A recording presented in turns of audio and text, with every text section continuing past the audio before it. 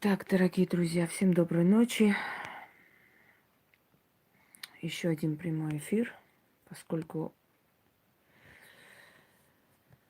поскольку вы прекрасно знаете, что я великий трудоголик и работаю день и ночь.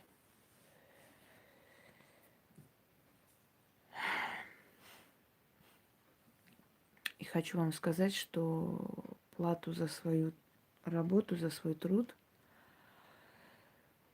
использую не только я, но и помогаю кому могу. Правильно это или нет, может и неправильно. Меня Яна часто ругает, что я слишком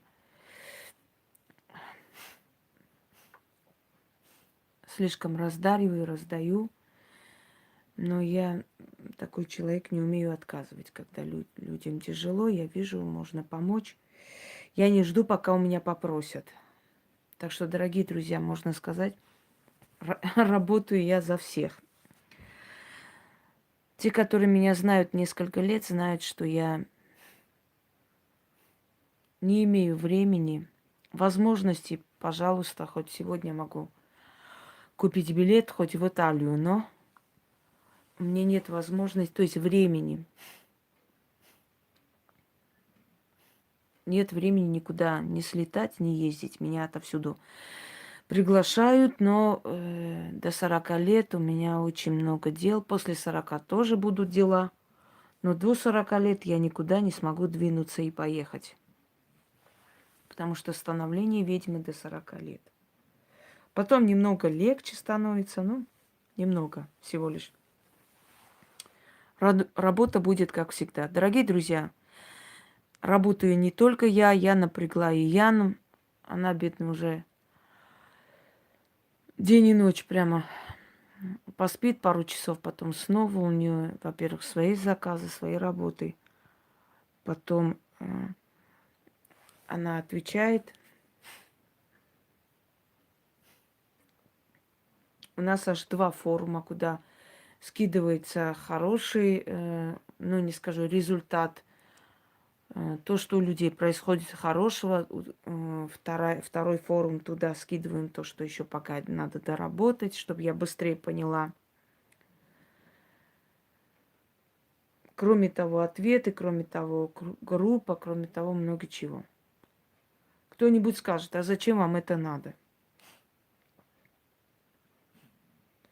Ну, если не я, кто вам поможет, скажите мне. И потом, если человек взял на себя эту ответственность, он должен нести эту ответственность, понимаете? А теперь представьте, если бы я не отказывала никому и всех брала, у меня вот вообще уже не было бы времени даже чай попить. Работой меня не напугать, я человек такой, всю свою жизнь работаю, поэтому работой меня не напугать. Но в любом случае иногда бывает, что слишком уже, настолько много. Если я сегодня хотя бы 10 минут, вот буквально 10 минут посвятила себе, плюньте мне в лицо. Я сегодня ничего не ела даже. Только чай пью и все. Пью, на досуге пью, отвечаю, смотрю, читаю. У меня вот эта маска для волос уже, наверное, 4 часа там лежит. Я никак не могу. Уже все это развела, сделала, надо намазать и как бы держать. Через марсиан, Светлана, через марсиан связывайтесь, а вот через космос Альфа Центавру. Как со мной связаться? Да, не заблокировано, она заморожена, рассматривает там жалобу очередную. Ну, стоит ли говорить, что книги, еще 2 книги скоро выйдут. Мы вот ждем в скором времени, уже отдали как бы в печать, мы вот скоро должны выйти. Скоропомощник вы все просили, и вторую часть тоже сделали, скоро выйдет. Дорогие друзья, если не работать вот как я работаю и как работает Яна, ничего не добьется никто в жизни. Добьются, но не так, как надо бы. Значит, поскольку людей становится больше, я должна объяснить, я должна сказать. И вы думаете, что вот эти результаты работы это с воздуха вот так получаются? Это мой труд, это работа. Где-то сажусь, распечатаю фото, где-то работаю по фантому. Вот видите, ежедневники вот эти вот. Это уже, наверное, 20-й у меня ежедневник валяется, где-то лежит. Я помню, когда меня пригласил человек в ресторан, ну, она приехала специально. Ну, у нее были еще дела, но она очень сказала, что вот как раз повод был и со мной увидеться. Я до сих пор не могу забрать. Вот мне отправил человек и написал, мне прям неудобно. Катя, я обязательно заберу, я извиняюсь, что я не могу даже нормально ответить на твои СМС, но я продолжаю с тобой работать, у меня времени нет отвечать всем подряд. Дорогие друзья, больше 200. Вы можете представить? Это непросто. Это нелегко.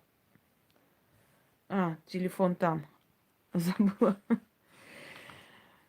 Вот, видите, я здесь записываю, кому что надо проводить, по какой очередности. Вот. Она сказала, что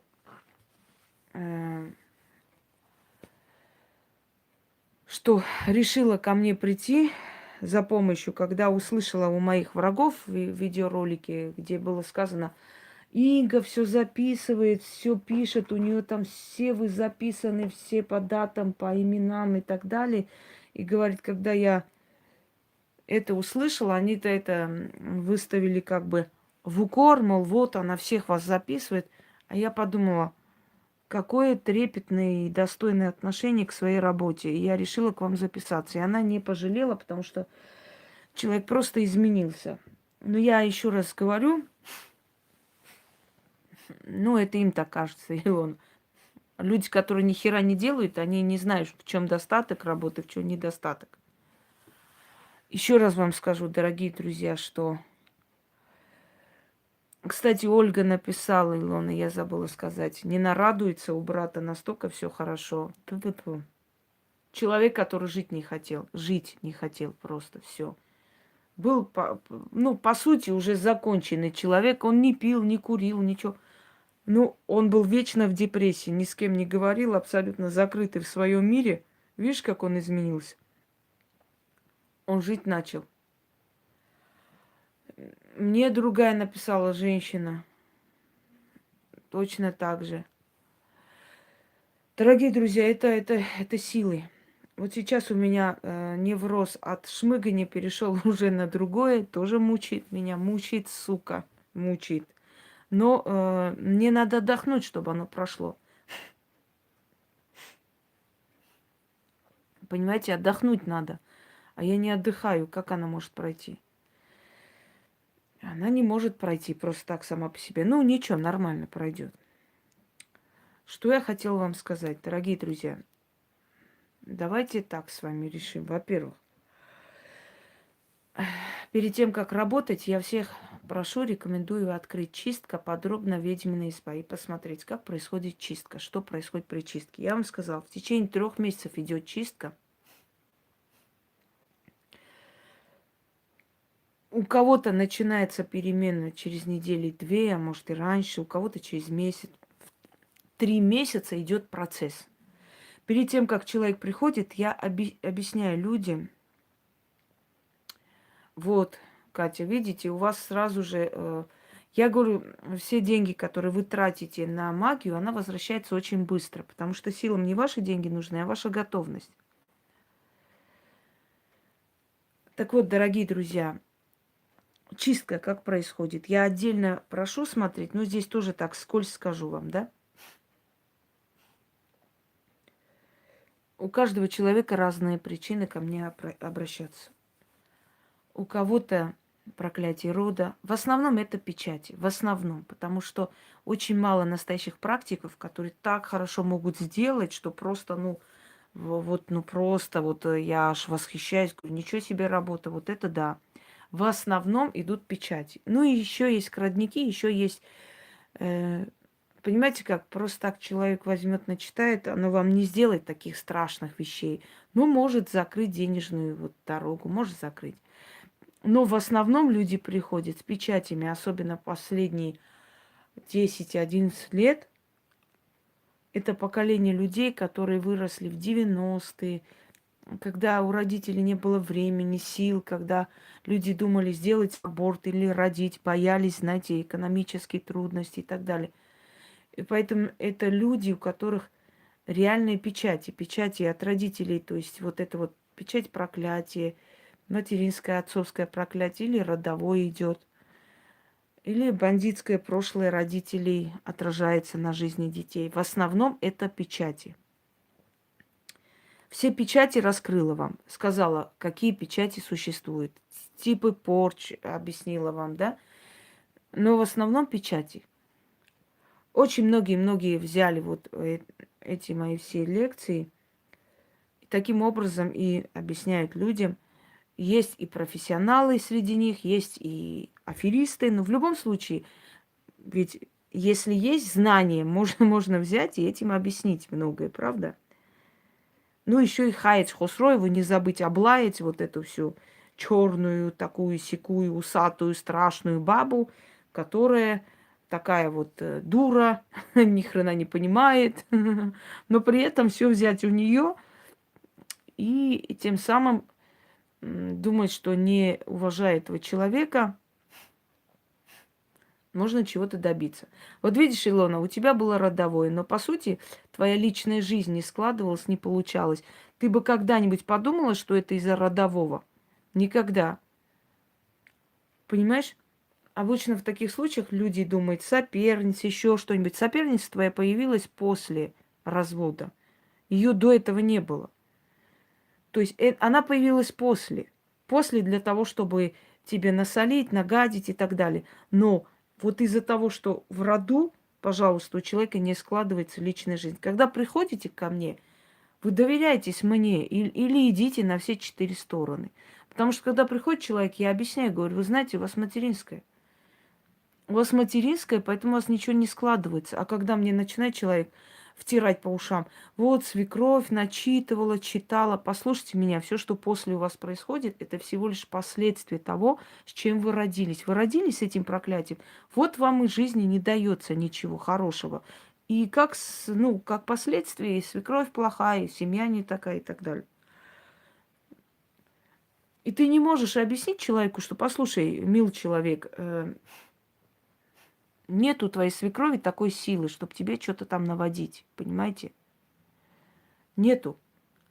Она же не практик, она не работает с духами, ей не подчиняются силы. Может человек нагадить, может человек сглазить, и вот у тебя весь день пойдет наперекосяк. Человек, даже есть такие люди, заходят в магазин. Ой, как все у вас хорошо расставлено, какая красота. Ой, ой, ой. Специально хвалят и выходят. И через некоторое время у тебя начинаются проблемы, у тебя перестают приходить клиенты. И такие есть твари. Но они чувствуют, что у них просто черный глаз, и они этим пользуются. Но это не говорит о том, что они очень сильные женщины, понимаете? Что это нельзя убрать. Это можно убрать, это не так сложно. То есть я хочу сказать, что когда вы каждый второй думаете, что на вас порчи делают, вы просто подумайте, пожалуйста, а есть ли столько сильных практиков, которые могут на всех вас порчи делать? Как правило, это печати. Теперь послушайте меня внимательно. Когда я работаю с человеком, начинаю работать, чаще всего я заказываю, что нужно для работы, например, определенные свечи, камни, потом я их оставляю в откуп. Конечно, я могу и не делать этого, никто меня не проверяет, не видит, но если я это не сделаю, возьмут у меня откуп. Поэтому, чтобы я не потратилась, ничего не отдала, свои нервы, я предпочитаю откупаться сразу, отдать этим силам, и они меня слушают. Есть люди, с которыми я обязательно должна работать, то ли рубашку, то ли вещь, то ли фото. Есть моменты, когда я по фантому работаю с человеком. По-разному, смотря с кем я как смогу работать. Я же чувствую людей, вижу, что происходит. Объясняю еще раз. Первые 2 недели болезненные, плохо себя чувствуете. Аж суицидальные мысли, страхи. Такое состояние вообще хрень, знать что. Но если бы я вас не предупредила, если бы я вам сказала, вот я взмахну там палочкой, и все у вас будет хорошо, это другой вопрос. Но если вас предупреждаю, я объясняю, говорю, дорогие люди, будет плохо. Обдумайте, подумайте. Вы доверяете мне свою жизнь, свою судьбу. Подумайте, пожалуйста, много раз. И человек говорит, да, да, я согласна, я так хочу, я согласна, все хорошо. А потом приходит и начинает, ой, мне плохо, я боюсь, ой, это плохо, а я что-то так переживаю. Ты уже начинаешь выходить из себя, потому что вы понимаете, вы тратите мое время зря. Или вы не приходите вообще, потому что никто вам не звонит, не пишет, не просит, не умоляет. Вам сказали, вы сами обдумайте, подумайте, приходите, правильно? Или вы не приходите ко мне вообще, или если вы пришли и изначально вам нормально по-человечески объяснили, как должно происходить, значит, терпите это.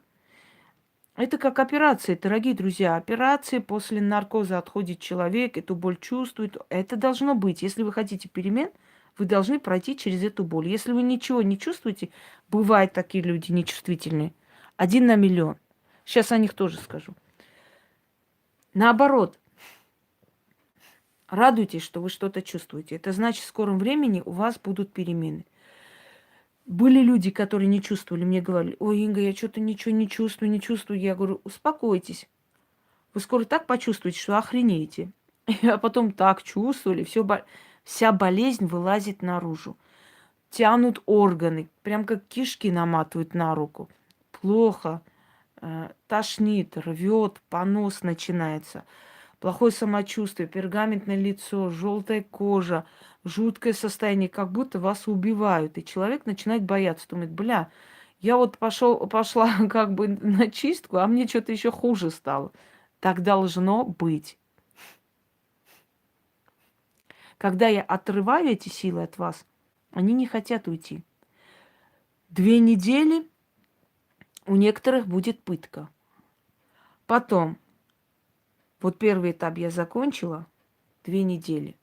Я говорю, вот сейчас говорю вам, чтобы каждому не писать отдельно. 2 недели прошло, хорошо у вас. У некоторых бывает хорошая полоса начинается, потом опять тормозится, потом снова начинается. Это нормально. У некоторых фантомные страхи. Вот смотрите, вроде все хорошо, успокоилось, начались там перемены и так далее. И потом опять ему кажется, что все вернулось, что все хуже, плохо. Это фантомные страхи. Когда я... Помните, откройте ролик, посмотрите, доверься ведьме. Значит, вам нужно будет смотреть чистка подробно, чистка этапы, доверься ведьме и так далее. Чтобы понять общую картину. Значит, после того, как первый этап закончен, вот эта пытка заканчивается, вас как через мясорубку пропустили, все это оторвали, забрали, этих духов вас отрывают, понимаете? Снимают с вас тех духов, которые вас жрут, высасывают кровь. Через 2 недели начинаю восстанавливать вашу энергетику. Теперь послушайте меня. Когда вы приходите ко мне лично, я это сниму, все, что у вас есть, за 2-3 дня.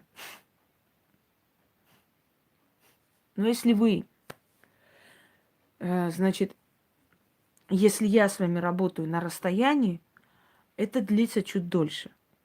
Потому что ваша энергетика, вы поймите, вы за 1000 километров от меня. И я призываю ваш фантом. Вы понимаете, за 1 000 000 километров я вижу, вы где сидите, что у вас происходит. Я это все снимаю. Поэтому это требует определенного времени. Всем, с кем я работаю, через 2 недели, хорошо у вас, плохо у вас, неважно, через 2 недели начинайте делать чистки. Это нужно для того, чтобы ускорить процесс. Или ждите, пока я буду делать. Я буду делать долго, спокойно, медленно и сильно. Но если вы хотите ускорить и помочь этому делу, проведите чистки через 2 недели. Какие чистки? Э, Желательно вот чистка, зеркальная чистка, ведьмина изба. Набираете, вот самая первая зеркальная чистка, между зеркалами становиться, делать. Это сильно помогает. Соляной столб можно делать. Да любые можно делать, на который вас тянет.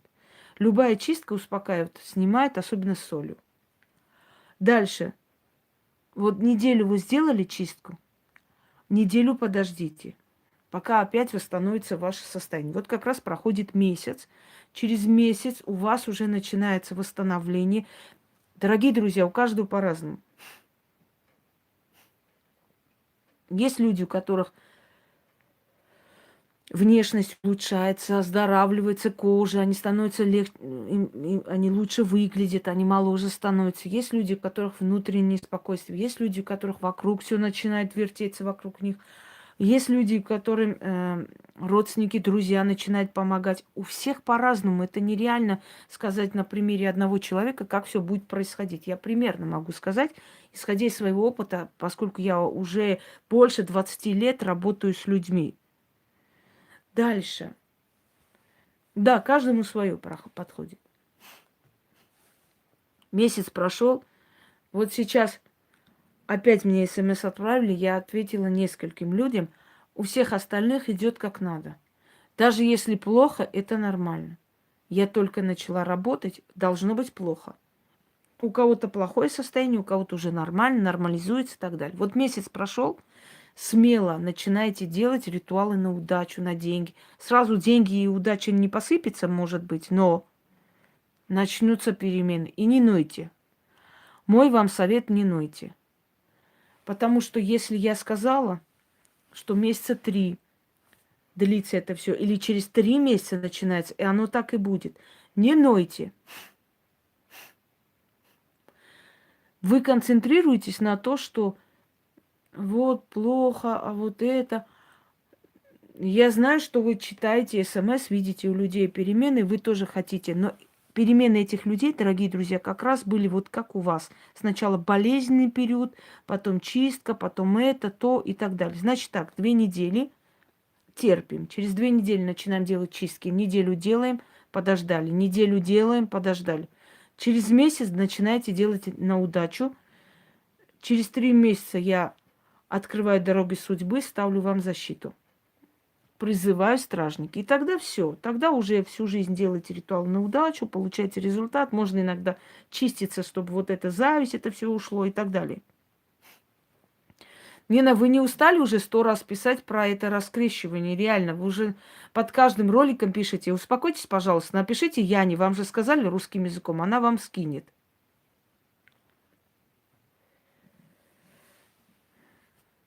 Вот эту инструкцию вы должны соблюдать.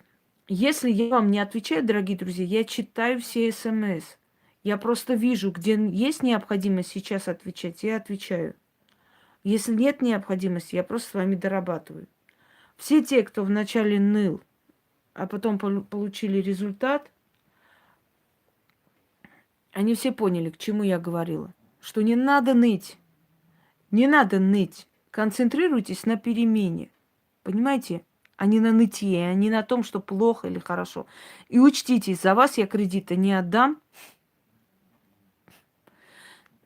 Я вашу жизнь сразу райской не превращу. Вы сами должны менять.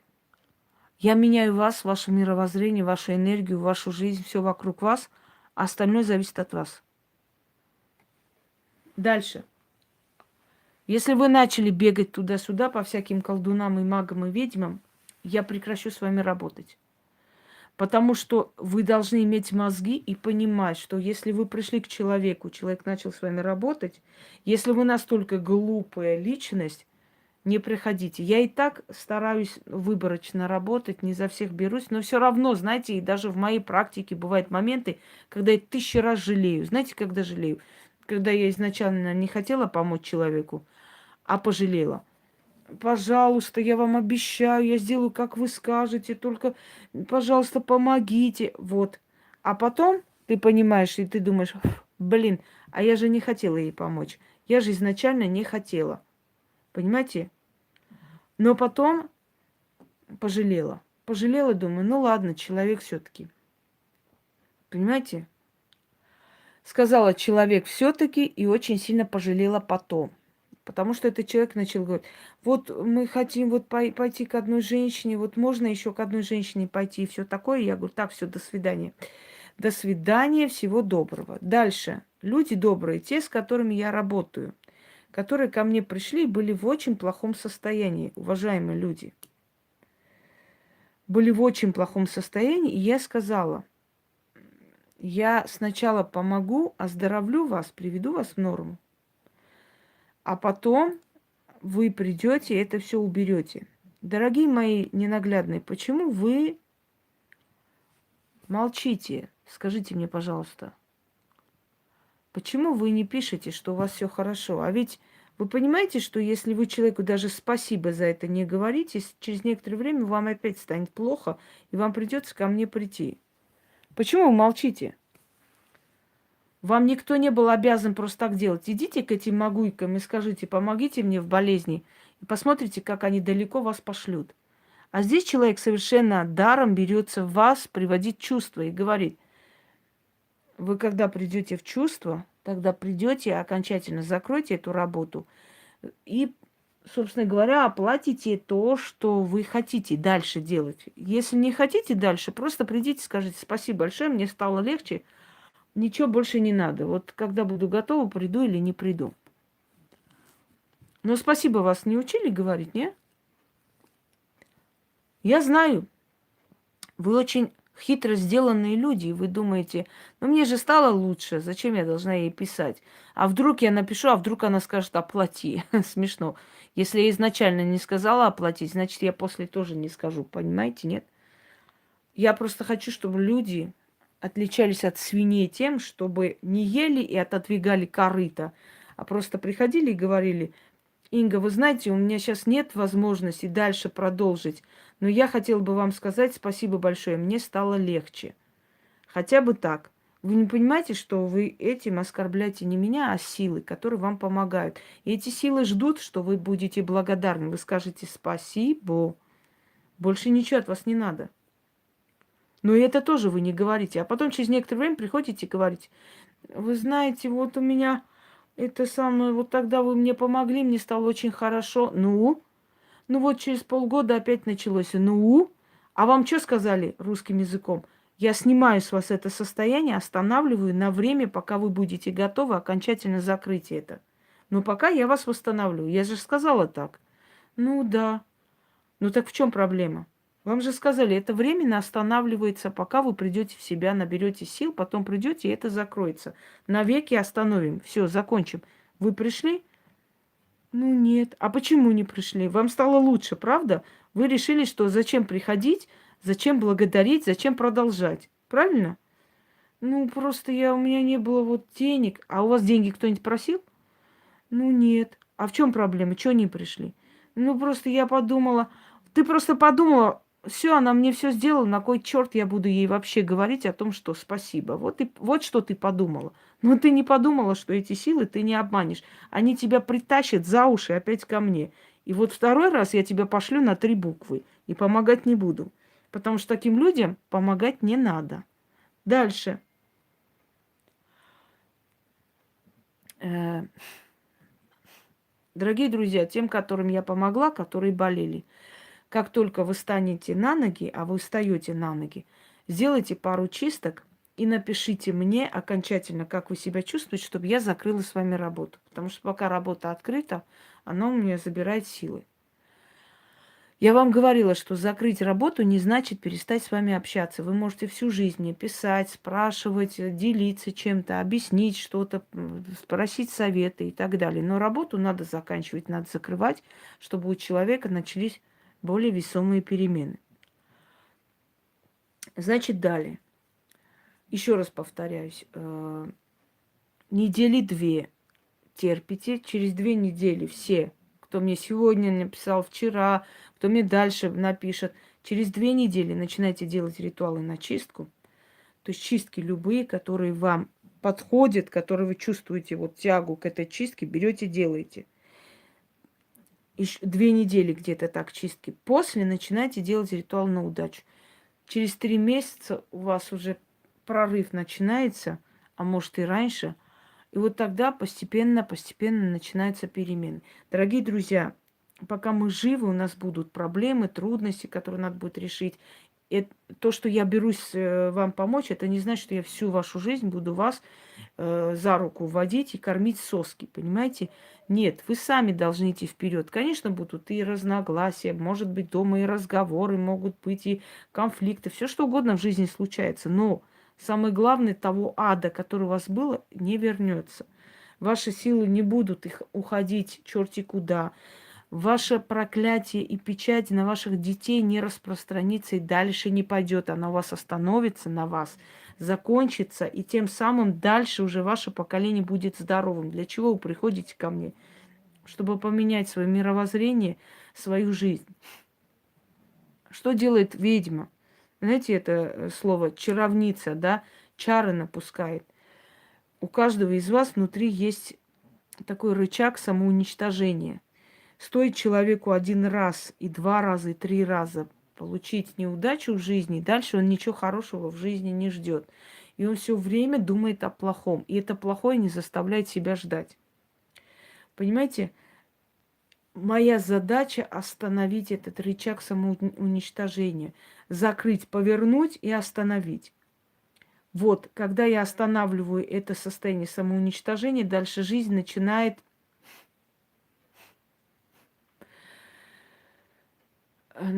жизнь меняться. Начинают меняться люди, которые вокруг нас, начинают меняться отношения. Вообще вы становитесь более удачливым человеком. Еще раз вам говорю, с кем я работаю. Первое. Если вы забываете, как происходит чистка, смотрим чистка подробно, ведьмина изба. Второе. Доверься ведьме. Третье. Я вам говорю, 2 недели работаю с вами, я могу вам не отвечать и не писать. Я могу прочитать и понять, все нормально идет. Пока нормально, дальше продолжаю. Я не могу и не успею всем подряд, дорогие друзья, ответить 200, 300, 400 человек в день пишут. Я работаю с огромным количеством людей.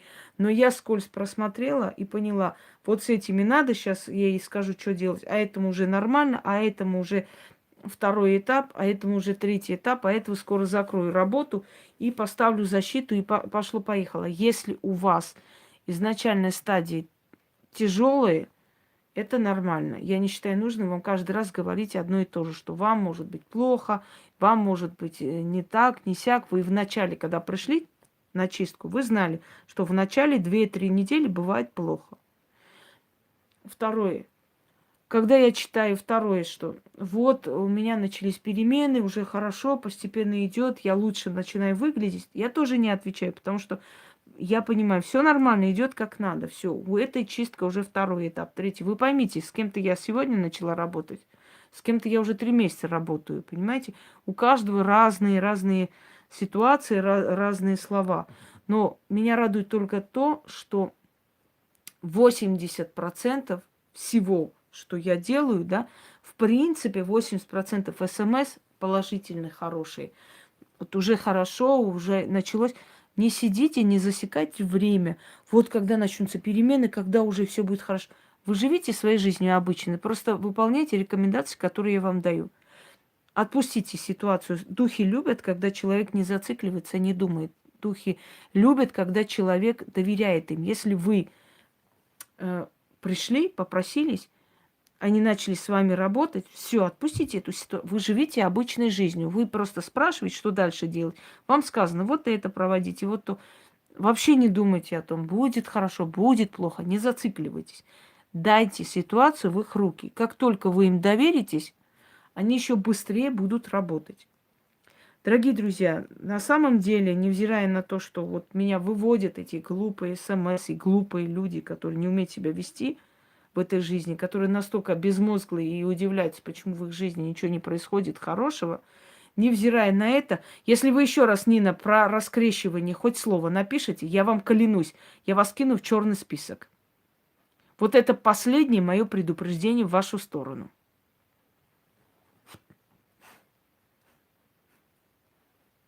Значит,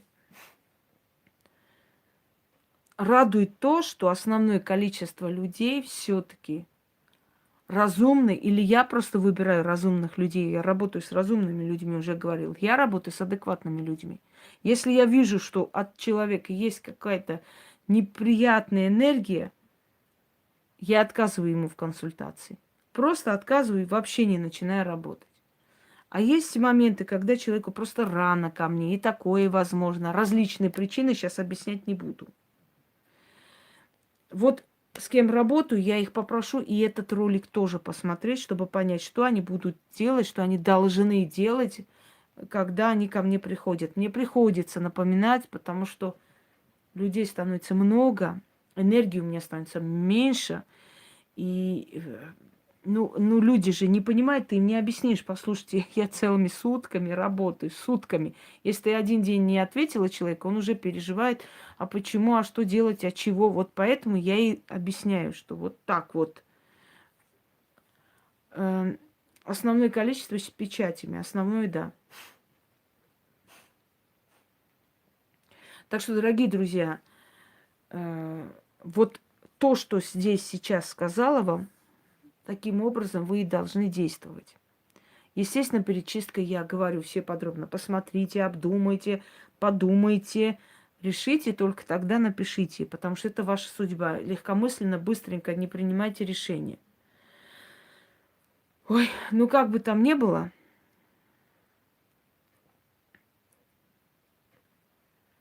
как бы там ни было, результатами я довольна. Довольна я и довольны мной. Это радует.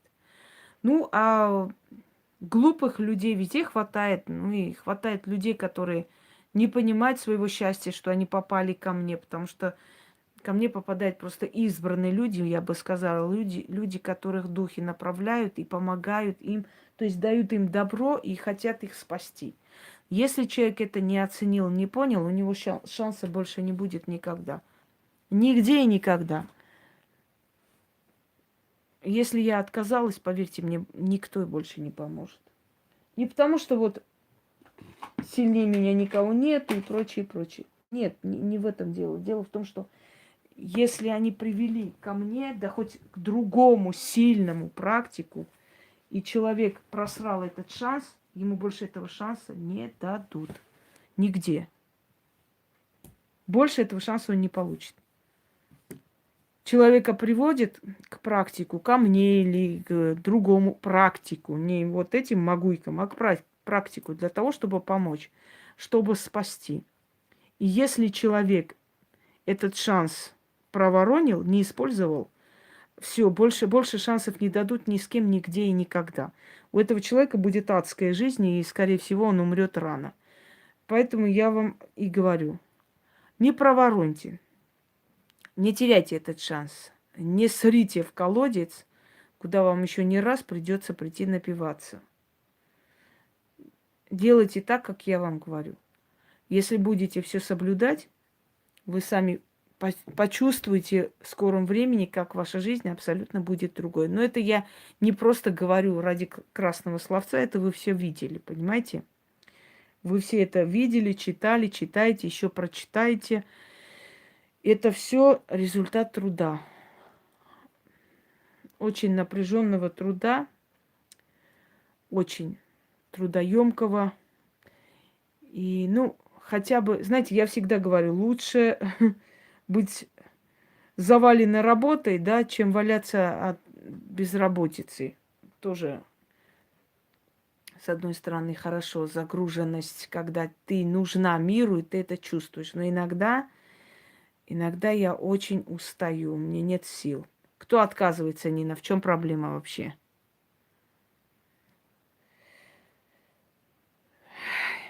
Да, у многих, закончилась период депрессии и все такое, это меня радует. Но за всем этим не забывайте, что за всем этим стоит очень напряженный титанический труд. Ну, так надо, значит, так положено. Ну а как еще? По-другому никак не добиться результата. Все, теперь позвольте, я пойду по своим делам. У меня маска для волос просто там уже высохла, наверное. Я уже который день собираюсь сделать маску для волос. И в последний момент считаю, что лучше я сейчас проведу эфир, потом, все потом. Все потом, до завтра, послезавтра. На себя вообще времени нету. Мне говорят, вот косметику столько вам отправляют, вы там что-то делаете, их используете. Дорогие друзья, мне только несколько кремов подарены Иной, которые я, собственно, использую, потому что они удобные, очень быстро так очищают лицо, все такое, отшелушивает. Все, у меня времени нет даже вытащить их оттуда. О чем вы говорите? Ой, все, дорогие друзья, я пошла. Я всем сказала, всем объяснила, да, раз в неделю, каждую пятницу, те, с кем я работаю, пишут, что у них меняется, собственно говоря. Вроде все объяснила. Все, всем удачи.